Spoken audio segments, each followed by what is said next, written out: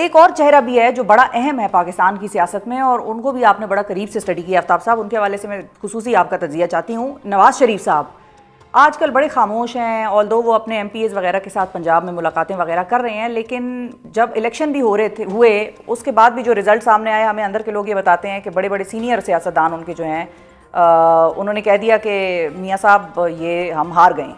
اور میاں صاحب کی جو اپنی الیکشن سے پہلے کا سوال ان سے ایک صحافی نے پوچھا کہ اگر مخلوط حکومت ہوئی، انہوں نے کہا نہیں اللہ اللہ کریں، آپ کیسی باتیں کر رہے ہیں، مخلوط حکومت کہاں سے بنانی ہم نے۔ اس وقت ان کی کیا اسٹیٹ آف مائنڈ آپ کو نظر آ رہی ہے؟ ہی از know where to be seen.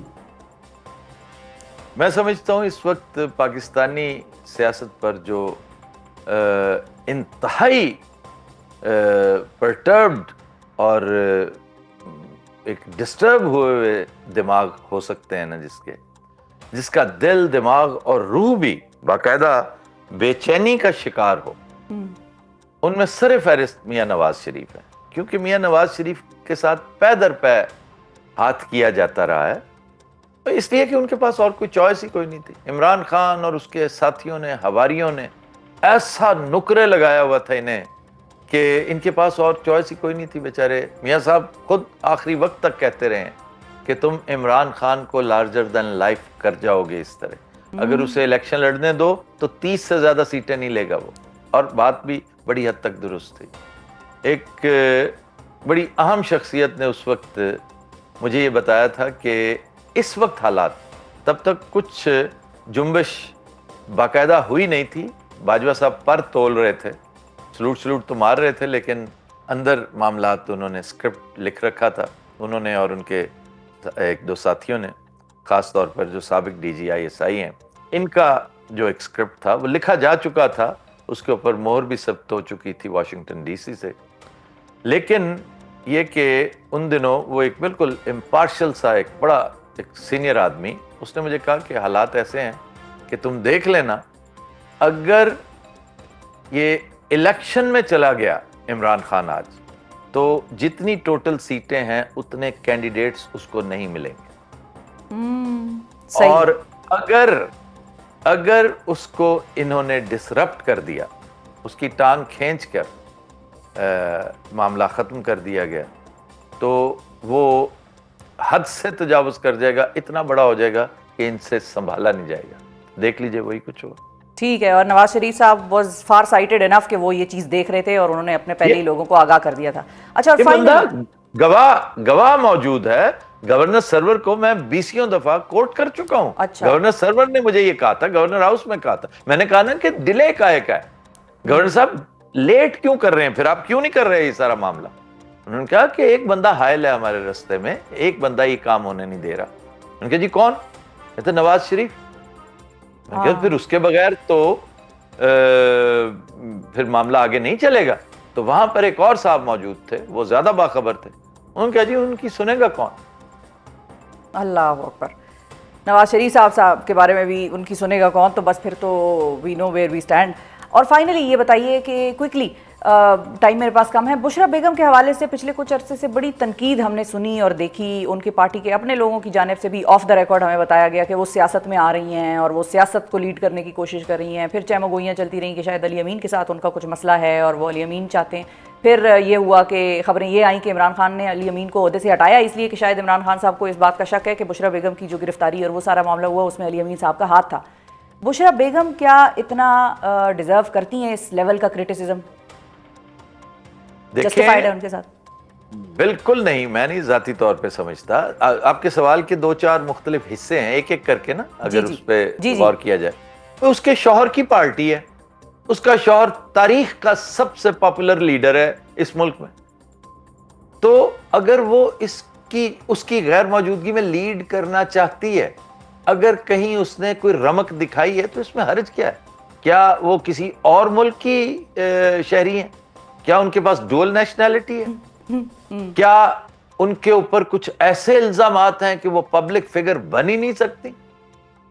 ایسا تو سوال ہی پیدا نہیں ہوتا، کچھ ایسا معاملہ نہیں ہے۔ وہ خود کہتی ہیں کہ میں سیاست نہیں کر سکتی کیونکہ میں سیاسی ہوں نہیں، لیکن بالکل کاؤنٹر یہ بھی ہوتا ہے آفتاب صاحب काउंटर स्ट्रेटजी, काउंटर आर्ग्यूमेंट जो देते हैं वो ये कहते हैं कि खान साहब खुद कहते थे कि मेरा ख़ानदान सियासत में नहीं आएगा और मैं मौरूसियत के ख़िलाफ़ हूँ, तो फिर बेगम क्यों लीड करें?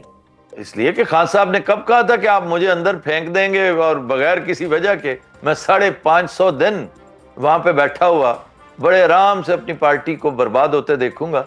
तो क्या उस वक्त अगर कासिम और सलमान यहाँ पे होते तो क्या खान अलाउ ना करता उन्हें कि आप लीड करें party from the front?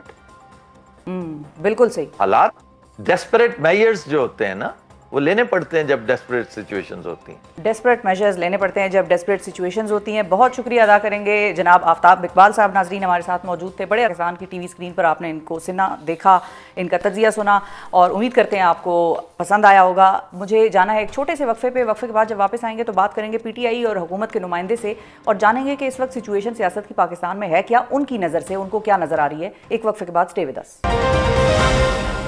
Welcome back नाजरीन। इमरान खान के लिखे गए खतूत मौसूल न होने के हवाले से आर्मी के रद्द-ए-अमल, पीटीआई में शेर अफजल मरवत को पार्टी से निकाले जाने पर दिखाई देने वाली तकसीम और IMF वफ्द की चीफ जस्टिस के साथ मुलाकात पर बज़ाहिर मुतमईन नजर आने वाली हुकूमत के तनाजुर में बनने वाले मंजरनामे पर बात करने के लिए प्रोग्राम में इस हिस्से में हमने दावत दी है वज़ीर आज़म के कोऑर्डिनेटर बराए ट्रेड एंड कॉमर्स रहनुमा नून लीग राना एहसान अफजल साहब और हमारे दूसरे मेहमान हैं वज़ीर आला खैबर पख्तूनख्वा के तर्जुमान पीटीआई के रुकन कौमी असम्बली शाहिद खटक साहब। अस्सलाम वालेकुम जी, आप दोनों का बहुत शुक्रिया। शाहिद साहब, अब आप लोगों के हवाले से आज की डेवलपमेंट पहली हुई है तो उस पर मैं आपकी तरफ पहले आऊँगी कि आप लोगों ने खतूत लिखे आर्मी चीफ को और वहाँ से ये जवाब आया कि हमें तो मौसूल नहीं हुए और अगर मौसूल होगा भी तो मैं वज़ीर आज़म को यानी कि इन्हीं की टीम को मैं वापस भेज दूँगा। तो इसके ऊपर अब मुझे वो पंजाबी का वो एक छोटा सा जुमला है वो याद आ रहा है कि होना आराम है। बिस्मिल्लाहिर्रहमानिर्रहीम। आप ऐसा करें कि आप एक ट्वीट करें, वैसे एक ट्वीट कर दें। अच्छा। मतलब उसमें कोई ऐसी चीज़ लिखते इदारों के खिलाफ 5 मिनट में अगर आपके पास टीमें ना पहुंची तो मेरा नाम शायद खटक नहीं होगा। ओपन खतूत है, ऐसा नहीं कि कागज़ के ऊपर ये हमने कोई चिट्ठी, वो जैसे चिट्ठियाँ पहले लोग बेचते थे, ओपन खत है। लिखा क्या गया है उस खत में? ये लिखा गया है कि जी तहरीक इंसाफ इमरान खान साहब चाहते हैं कि फ़ौज और अवाम के बीच जो खलीज बढ़ रही है, हम नहीं चाहते कि फ़ौज और अवाम के बीच ये खलीज इतनी बढ़ जाए कि कल को दोबारा इस चीज़ को कंट्रोल करना मुश्किल हो जाए। देखिए एक चीज़ बड़ी वाज़ेह है, इमरान खान साहब इंशाल्लाह प्राइम मिनिस्टर बनेंगे, इसी फ़ौज के साथ काम करेंगे। वो भी फ़ौज के साथ इमरान खान साहब का बड़ा ही फ़ौज के हवाले से वाज़ेह मौक़िफ़ रहा है कि जी एक मजबूत फ़ौज जो है ये इस मुल्क की ज़रूरत है। जो हमारी जोग्राफी पोजीशन है उसको देखते हुए आपकी फ़ौज एक मजबूत इदारा होना चाहिए। लेकिन जो पॉलिटिकल इंटरफेरेंस हो रही है, जो फॉर्म 47 का इस्तेमाल हुआ, जो सहूलतकारियाँ हुई, जो इस्टेब्लिशमेंट का जो इलेक्शन में किरदार रहा, जो इस्टेब्लिशमेंट ने 9 मई के बाद जो इनकी सहूलतकारी की, तो देखिए पॉलिटिकल जमातों को उनके ऊपर एतराज़ भी होता है और हमारी नज़र भी है। और पाकिस्तानी कौम बाशऊर कौम है, सोशल मीडिया का दौर है, एक एक चीज़ का पता चलता है।